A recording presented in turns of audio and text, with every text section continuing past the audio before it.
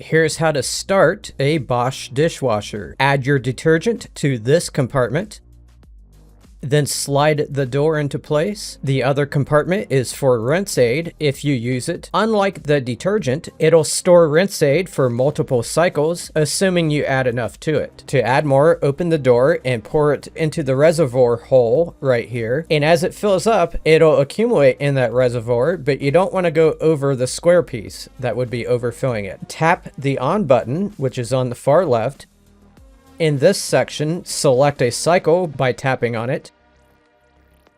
Out to the right of that is a section with optional settings that you can turn on or off. Some of those options may not be available for certain cycles. If you have a section with lights like this, they are just indicators that correspond to whatever cycle you picked. Touching them does nothing. Then hit the start button on the far right and close the door within 4 seconds after hitting it. It'll begin the washing process. If this video was useful, please leave a like.